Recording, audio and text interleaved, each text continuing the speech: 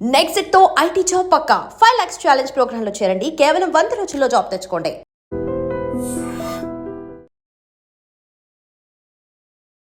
అమానవీయ ఘటన. అమ్మ అనే పిలుపుకే మచ్చ తెచ్చినటువంటి కన్నీళ్లు పెట్టిస్తున్న ఓ దుర్ఘటన. తిరుపతి జిల్లా వరదయ్యపాలెంలో ఓ కసాయి అప్పుడే పుట్టినటువంటి పురిటి బిడ్డను ఇసుకలో పూడ్చిపెట్టి వెళ్ళిపోయింది. ఎంత దారుణాతి దారుణం! ఇది గుర్తించినటువంటి పారిశుద్ధ్య కార్మికులు పోలీసులకు సమాచారం ఇచ్చారు. కొన ఊపిరితో ఉన్నటువంటి ఆ బిడ్డను పరుగున హాస్పిటల్కు తీసుకెళ్లారు. అప్పటికే ఇసుకలో పూడ్చిపెట్టినటువంటి ఆ బిడ్డ చేతిని కుక్కలు కరవటంతో తీవ్ర గాయాలయ్యాయి. ఎంత బాధాకరమైన విషయం! వరదయ్యపాలెంలోని బస్ స్టాప్ సమీపంలో ఉన్నటువంటి ఒక ఫ్యాన్సీ స్టోర్లో గుర్తు తెలియనటువంటి ఒక యువతి ఒక బిడ్డకు ఆడబిడ్డకు జన్మనిచ్చింది. ఆ పేగు బంధాన్ని తెంచేసి ఆ బిడ్డను వదిలించుకోవాలని చూసింది. ఎంత కఠినమైన మనసో మరి అర్థం కావటం లేదు. కానీ ఆ బిడ్డను ఆ పక్కనే ఉన్నటువంటి ఒక దుకాణం పక్కన ఇసుక ఉంటే ఆ ఇసుకని తవ్వి ఆ ఇసుకలో బోర్లా ఆ పాపను పెట్టేసి తను అది ఇసుక కప్పి పూడ్చి పెట్టేసి వెళ్ళిపోయింది. బట్ కుక్కలు మనకు తెలుసు కదా, వీధి కుక్కలు ఏమైనా ఉంటే గమనించగలుగుతాయి. ఆ క్రమంలోనే అది తవ్వుతూ ఆ పసకందు చేయిని కూడా కొరికి గాయపరిచాయి. ఆ తర్వాత ఏదో బిడ్డ ఆనవాళ్ళు గమనించినటువంటి పారిశుద్ధ్య కార్మికులు, ఎందుకంటే వాళ్ళు రెగ్యులర్గా రోడ్స్ అన్ని క్లీన్ చేస్తూ ఉంటారు బస్ స్టాపుల దగ్గర వాటి దగ్గర. అలా ఏంటి ఎప్పుడూ లేనిది ఇక్కడ ఇసుక దెబ్బలాగా కనపడుతుందని వాళ్ళు ఇమీడియట్గా గమనించగానే ఒక ఆడబిడ్డ తీసి చూసేటప్పటికి అందరూ మనసు చలించిపోయింది. కన్నీళ్లు పెట్టుకున్నారు వాళ్ళు.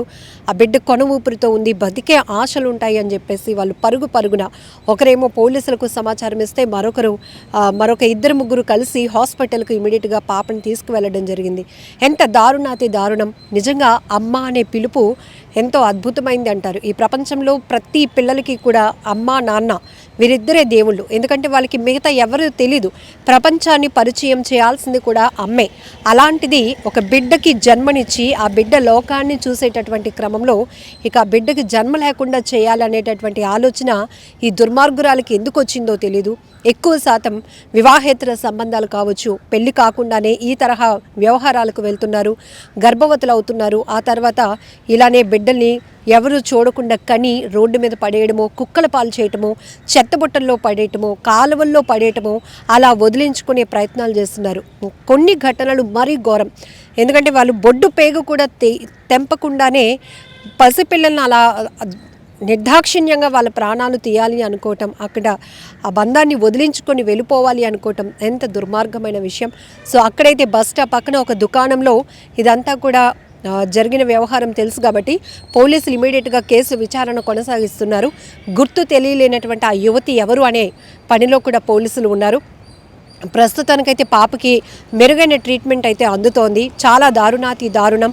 మొన్న ఒక ఘటన చూసాం కదా, ఒక ఆమె నిండు గర్భిణి అలా హాస్పిటల్కి వెళ్ళి వాష్రూమ్లో డెలివరీ అయిపోయి ఆ బిడ్డని ఆ వాష్రూమ్లో ఉన్నటువంటి బకెట్లో వదిలేసి ఆమె అక్కడి నుంచి ఎవరికీ తెలియకుండా వెళ్ళిపోయింది.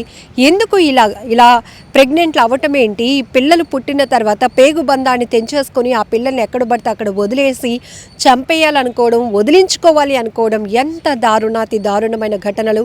ఈ ఘటనపై మీరేమంటారో కూడా కామెంట్ బాక్స్లో మెన్షన్ చేయండి. నిజంగా ప్రస్తుతం ఉన్నటువంటి సమాజం దేనికి ప్రయారిటీ ఇస్తుంది?